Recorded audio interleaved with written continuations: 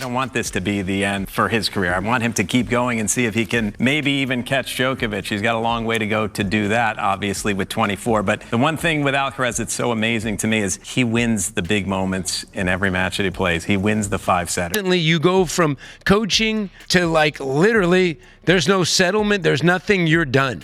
That's how it goes in tennis. And maybe in this situation, it wasn't entirely Carlos's doing. Something uncomfortable started happening in tennis over the last 18 months, and honestly, you've already sensed it. The 2024 US Open final logs 3.3 million ESPN viewers, decade high, up 82% from the year before. Alcaraz's name dominates search trending after major broadcasts, a pattern Google Trends data confirmed repeatedly across the 2024 season. Wimbledon follows 2.9 million viewers, the biggest in 6 years. Italy records 7 million people watching a single ATP Finals match, 7 million.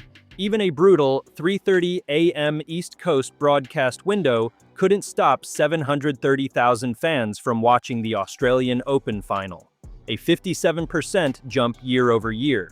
Now here's where the story turns. The louder Alcaraz's massive viewership numbers got, the more aggressively certain tennis experts started going off. His game was never the real target. Exhibition schedules, player priorities, broadcast attention. Suddenly, everything surrounding him became a problem worth loudly debating. We have to thank Novak because he's pushing the ceiling higher and higher and putting the bar up higher and higher. And it's going to make players like Carlos Alcaraz and Jannik Sinner want to continue their careers much, much longer than we did in the past. At 38, I mean, Carlos Alcaraz is such an unbelievable athlete that I would assume that he could be playing for at least another 15 years. And if he is, he'll be at the top because he's so talented. His knowledge of the game and the knowledge of tactics already at his age is absolutely incredible. Strip all that polished commentary away, and what's actually sitting underneath it? The answer is uncomfortable but obvious to anyone watching closely. Pure jealousy. The reach this 22-year-old has built exposes everyone watching from the sidelines with clenched teeth. The sport is bigger because of him.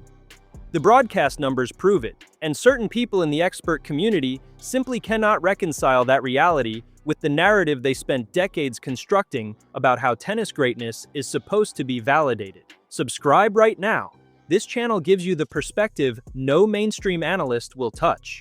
Players trying to catch me up. They study my game. They study how I play, trying to beat me, trying to challenge me. Well, it was really close on tight match. I'd say, in the first round. In the first set. Sorry, in the first set, I just had few break points that I couldn't make it. One set ball that I didn't make it. What follows breaks down exactly who is behind the noise, when it started, and what their real problem with Alcaraz truly is. The viewership records didn't appear from nowhere. To understand why certain tennis experts are going off, the real entry point isn't the broadcast data. It's what happened in the months leading up to those figures becoming impossible to ignore. March 2024, Las Vegas. The Netflix slam brought Alcaraz and Nadal onto the same court in a made-for-streaming exhibition event. The production was glossy, the format was unconventional, and the traditional tennis establishment's reaction was immediate skepticism. But the audience that night told a completely different story. Netflix reported, by its own measurement methodology, that the event was streamed by approximately 23 million households globally, a figure that placed it among the most watched tennis events on any streaming platform in recorded history. Can anyone beat Carlos? Alcaraz just too good. Maybe even catch Djokovic. I hear that I have the contract over there, but I haven't seen him yet. So I was in the preseason, and some videos came up with the movement. So I didn't, to be honest, I didn't aware that it was really similar to knowledge serve. So that single night introduced professional tennis to an audience segment that had never purchased a cable sports package, never set a Wimbledon reminder, never searched for a live score during a US Open semifinal. These were brand new eyeballs, drawn specifically by Alcaraz's name on the poster. The sports gatekeepers should have been celebrating. Instead, certain voices in the expert community started sharpening their pens. The criticism arrived in lockstep with the numbers, which means the numbers are what triggered it. The criticism wasn't quiet or measured. John McEnroe, a 7-time Grand Slam singles champion across Wimbledon and the US Open, and one of the most recognizable analyst voices in the sports media landscape, publicly questioned Alcaraz's exhibition involvement in the aftermath of the Netflix slam. His concern was framed around professional integrity and respect for the ATP calendar. Taken at face value, that reads as reasonable. The difficulty is that McEnroe's own post-playing career was substantially built on celebrity tennis, exhibition formats, and broadcast entertainment, the exact architecture he was criticizing Alcaraz for engaging with. He starred in Wimbledon commentary, appeared in high-profile entertainment crossovers, and leveraged his name across non-competitive platforms throughout his media career. I mean, he's on a legendary career already. I think Alcaraz definitely got room for improvement. It feels like we'd seen the end of that kind of Carlos Alcaraz. They're going to look at Carlos and what he does and how he loves to be aggressive and move forward because we lost a lot of that. I mean, Alcaraz, I'm sorry, but this guy's amazing. You're talking about a phenom like a Carlos Alcaraz. Carlos Alcaraz! What McEnroe built his post-playing relevance on is precisely what he publicly questioned when Alcaraz did the same thing. Only Alcaraz did it at a scale McEnroe's era never had access to. That scale is the part that stings. Mats Wilander, who claimed 7 Grand Slam singles titles before becoming one of Eurosport's most prominent tennis analysts, suggested Alcaraz's attitude toward the professional schedule reflected a concerning lack of seriousness. Those remarks landed during a period bracketing Alcaraz's consecutive Wimbledon titles in 2023 and 2024 alongside his US Open final appearance. The idea that a player winning consecutive Wimbledons lacks professional seriousness requires a particular kind of motivated reasoning to sustain, the kind that isn't really about professionalism at all. Alcaraz and Juan Carlos Ferrero split up, and we got 2 major splits within the sport. Tennis, man. I think he's playing like Federer. It's the biggest victory of his career for sure. No, I'm hungry. If player and coach aren't getting along, that's what happens. This guy, Carlos Alcaraz, in my opinion, is the most talented 2021-22 that I've ever seen on a tennis court. That's more than Federer, Nadal, and Djokovic, who I have great respect. Carlos is on a pace to become the best of all time. Boris Becker entered the discussion through his commentary work, raising questions about whether Alcaraz's focus was becoming diluted by off-court commercial activity. Becker's concern arrived not when Alcaraz was struggling, but precisely when the commercial numbers were at their highest. Critics raise focus concerns when a player is underperforming. When a player is winning and drawing record audiences simultaneously, raising focus concerns reveals something else entirely. Nobody in a broadcast booth will say the word jealousy out loud. That's precisely why you have to read the pattern instead of the statement. 3 decorated former champions across 3 separate platforms, directing pointed criticism at the one player whose name was making broadcast executives very happy. Not when results slipped, but when the audience numbers peaked. That's not coincidence. That's a pattern. Here is what the broadcast data actually reveals when read as a whole. And this is the part mainstream tennis coverage consistently sidesteps. It's maybe contract, maybe some other stuff. Maybe Carlos's dad and Juan Carlos had a different vision. Some people think maybe they couldn't get a contract together. This shifts everything for Carlos. Yes, I do have more doubts that I can win slams, particularly against these 2 guys. But at the same time, I know that while I'm still active and when I enter on the court, I don't care who is across the net. I always believe I'm better and I believe that I deserve to win and I'm going to do everything I can do to win. Alcaraz's presence in a final doesn't just improve ratings. His absence changes them dramatically in the opposite direction. The 2023 US Open final between Djokovic and Medvedev, a match between 2 all-time caliber players, drew significantly lower American viewership than the 2024 version with Alcaraz on the court. Novak Djokovic, the most decorated Grand Slam singles champion in history, headlining a major final and drawing less American audience than a match involving a 22-year-old from Spain. The 82% increase wasn't just growing interest. It was a reflection of how dependent the sport's commercial health had become on one specific name. That dependency, real and visible in ESPN's own comparative data, fundamentally repositions every legacy voice, every former champion, every long-tenured analyst in terms of their relevance to the sport's present moment. When one 22-year-old from El Palmar, Spain becomes the variable that drives the renewal of major multi-year broadcast contracts, the gatekeepers of the previous generation carry considerably less weight than they once did. ESPN renewed its US Open broadcast rights in a deal reported to be worth tens of millions annually.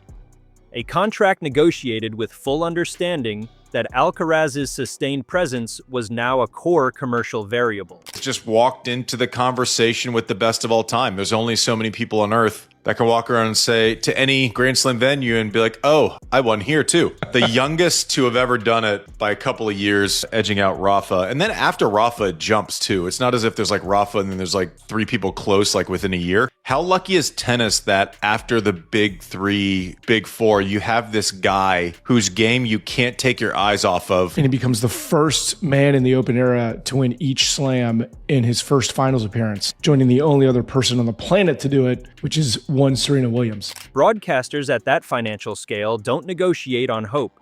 They negotiate on demonstrated audience behavior, and Alcaraz had demonstrated it comprehensively. Alcaraz addressed the exhibition criticism directly and without aggression. His argument was straightforward. Exhibition tennis reaches audiences in markets where the ATP professional calendar rarely appears, and that expansion benefits the sport's long-term health across demographics that traditional formats don't reliably penetrate. We've been 50-50 on them. Who's the best? For me now, Carlos just feels... Clearly, we've never seen a more explosive tennis player ever than Alcaraz, right? As athletes evolve, is it possible that someone in 15 years' time can be even more athletic than Alcaraz? Or is he at the very, very top? I mean, I don't see how it's possible. But you said that 15, 20 years ago as well. Yeah, you said that with Rafa too, right? I don't see how it's possible. Exactly. But his just pure explosion, his fast twitch, I would put up with any athlete in the world, period. It's just ridiculous. Given the Netflix Slams reported viewership, that argument isn't a deflection. It's a data-supported observation. Casual viewers who discovered Alcaraz through that streaming event became part of the audience pool that subsequently boosted Grand Slam viewership throughout the year. What's revealing is that none of the going-off experts engaged substantively with that point. The counter-argument was never built around audience acquisition or growth markets. The conversation was steered consistently toward tradition and professional responsibility. Steering the debate away from audience growth data and toward tradition is a deliberate rhetorical move. It's what you do when the data doesn't support your position. The Alcaraz-Sinner rivalry adds another layer to why the viewership story became such a flashpoint. For me, Sinner, as far as controlling the middle of the court. So you serve first ball, you return deep, first ball in the middle of the court. He's as good as I've seen at swallowing the middle of the court with pace. You can hit it hard. He will stay in that cross-court rally if he needs to, and you can't gain on him with pace. Jannik Sinner has held the world #1 ranking and is Italian, technically exceptional, and enormously popular across Europe's tennis landscape. The Italian ATP Finals viewership record, 7 million domestic viewers, was generated by a Sinner versus Alcaraz encounter. Sinner's fanbase was unquestionably a contributing factor, but the matchup required Alcaraz on the other side of the net to generate that number.